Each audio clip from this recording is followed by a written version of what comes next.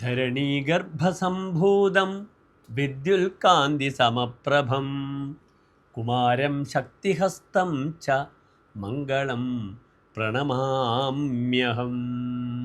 നവഗ്രഹത്തിൽ സാഹസികത, യുദ്ധോന്മുഖത, ധൈര്യം, സ്ഥൈര്യം, എന്തിനേയും നേരിടുവാനുള്ള ചങ്കൂറ്റം, ഇതൊക്കെ ചിന്തിക്കേണ്ടുന്ന ഗ്രഹമാകുന്നു ചൊവ്വ. സേനാനായകനാണ് ചൊവ്വ. മംഗളഹ എന്ന പേര് ചൊവ്വയ്ക്കുണ്ട്.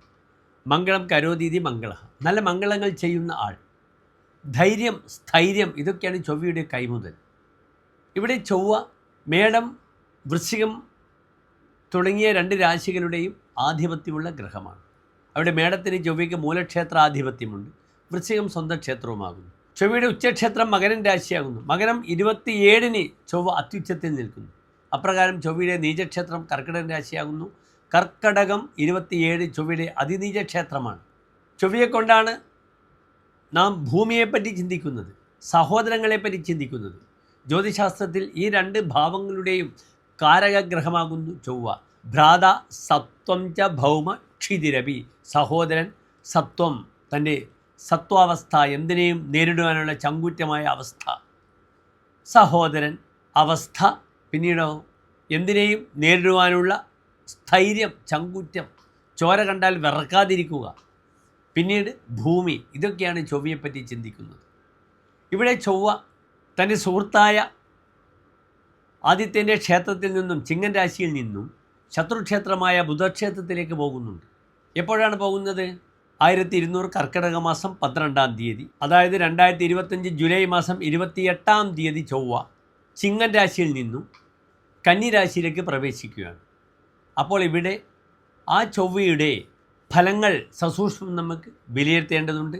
ചൊവ്വയുടെ ആശ്രയഫലം ഇപ്രകാരമാകുന്നു: ബൗദ്ധേ സഹസ്തനേവാൻ വിസുഹൃത് കൃതജ്ഞ ഗാന്ധർവ യുദ്ധകുശല കൃപണ അഭയ അർത്ഥി. ഗാന്ധർവ യുദ്ധകുശല, സംഗീതത്തിലും യുദ്ധത്തിലും താല്പര്യം കാണിക്കും. അതിനാൽ തൗര്യത്രികം, സംഗീതം, സംഗീതോപകരണങ്ങൾ, നൃത്തം, ഗീതം, ഈ മേഖലകളിലും യുദ്ധത്തിലും, യുദ്ധമെന്നാൽ കളരി, കരാട്ടെ മുതലായ, ബോക്സിംഗ് മുതലായ, റെസ്ലിംഗ് മുതലായ മേഖലകളിലും കുശലഹ, കൗശല്യം കാണിക്കും. ബുധക്ഷേത്രത്തിലെ ചൊവ്വയാകുമ്പോൾ ആ മേഖലയിൽ ഇവൻറ്റ് മാനേജ്മെൻറ്റും കാര്യങ്ങളൊക്കെ നടത്താം. ആ മേഖലയിൽ ഉപദേശിക്കുക, അല്ലെങ്കിൽ അതിനെ ഏത് രീതിയിൽ കർമ്മപഥത്തിലേക്ക് നയിക്കുക തുടങ്ങിയ യോഗങ്ങളൊക്കെ ബുധക്ഷേത്രത്തിലെ ചൊവ്വ ചെയ്യും. ഉപദേശി എന്നൊരു ഫലം ചൊവ്വയ്ക്ക് പറഞ്ഞിട്ടുണ്ട്. പലപ്പോഴും ചൊവ്വ ബലവാനായ ജാതകത്തിൽ നാം കാണാം, സ്കൂളുകളിൽ അല്ലെങ്കിൽ കോളേജുകളിൽ അവർ ഫിസിക്കൽ എഡ്യൂക്കേഷൻ ടീച്ചറാകുന്നത് കാണാം. അപ്രകാരം നന്നായി ഫിസിക്കൽ ട്രെയിനിങ് നടത്തുന്ന ജിംനാസ്റ്റിക് ഫിസിക്കൽ ട്രെയിനിങ് നടത്തുന്ന സ്ഥാപനങ്ങളൊക്കെ ചൊവ്വ നടത്തി വളരെ ശോഭിക്കും. സ്പോർട്സ് ഉപകരണങ്ങൾ, സ്പോർട്സ് മേഖലയിലും വളരെയധികം ശോഭിക്കും. ചൊവ്വയും ബുധനും കൂടി ഉള്ള കോമ്പിനേഷൻ, ദ്വിഗ്രഹയോഗം, അത് വളരെ നല്ലതായി കാണപ്പെടുന്നുണ്ട്. പ്രിയമുള്ള പ്രേക്ഷകരെ, നിങ്ങൾ ശ്രദ്ധിക്കുക, ചൊവ്വ എത്ര ദിനങ്ങളാണ് ഇവിടെ കന്നിരാശിയിൽ നിൽക്കുന്നതെന്ന് നിങ്ങൾ അറിയണം.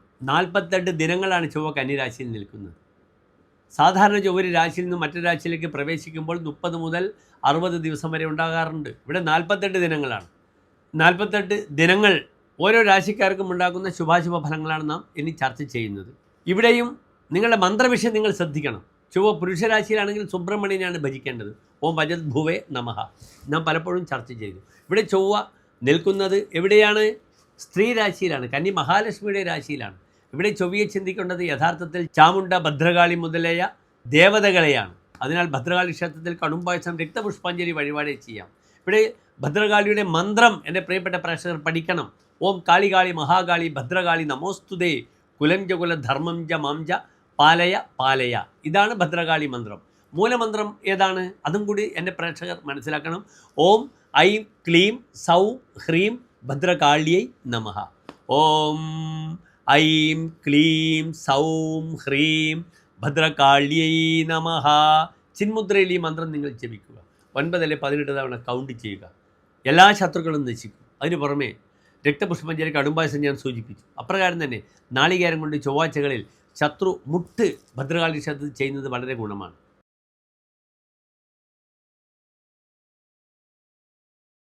മൂലം, പുരാടം, ഉത്രാടം നക്ഷത്രത്തിൻ്റെ ആദ്യത്തെ 15 നാഴിക വരുന്ന 2 നക്ഷത്ര സമൂഹമാകുന്നു ധനുരാശി.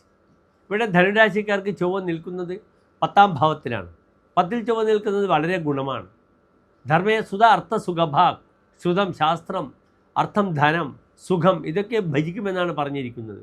ഇവിടെ കർമ്മസ്ഥാനത്ത് നിൽക്കുന്ന ചൊവ്വ 10ാം ഭാവത്തിൽ നിൽക്കുമ്പോൾ വളരെയധികം നന്മകൾ പ്രദാനം ചെയ്യും.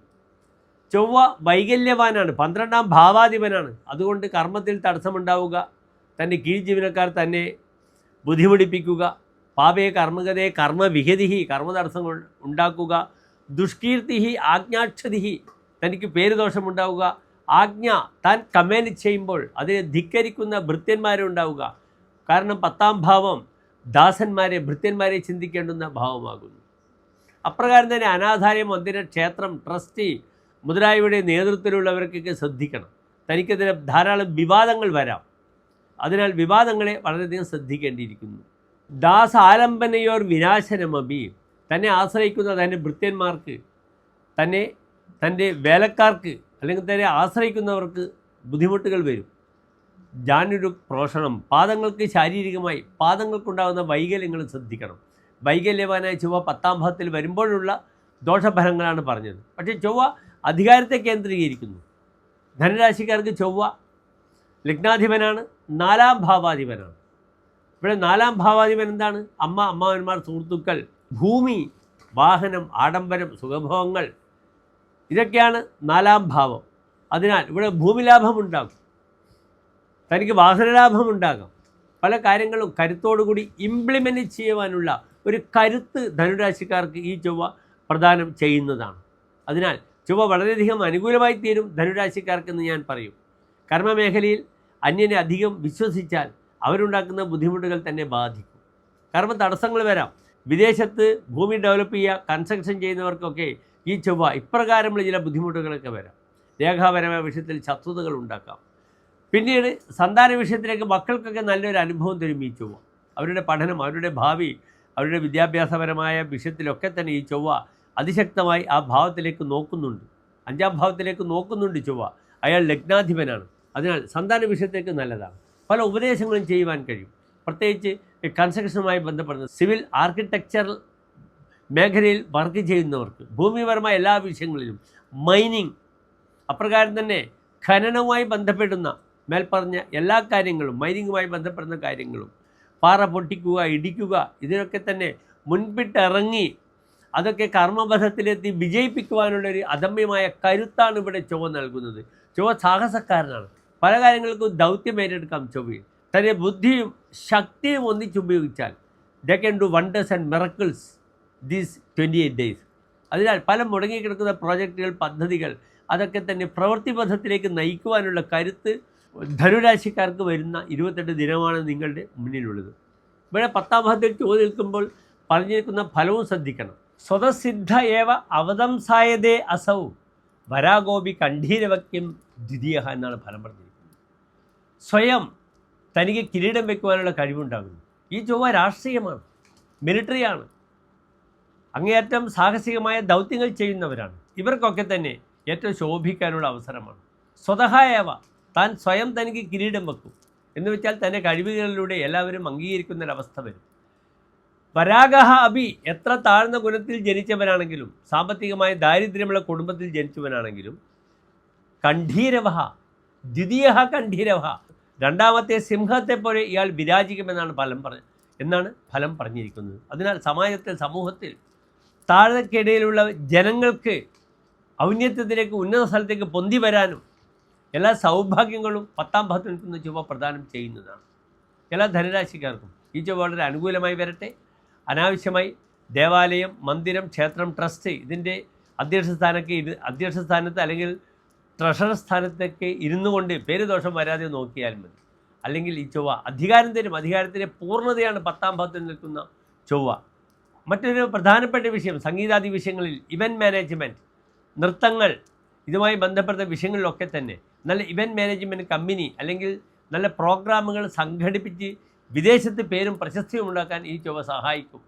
എല്ലാ പ്രിയപ്പെട്ട ധനുരാശിക്കാർക്കും ശോഭനമായ നല്ലൊരു 28 ദിവസകാലത്തെ ആശംസിക്കുന്നു. നന്ദി, നമസ്കാരം.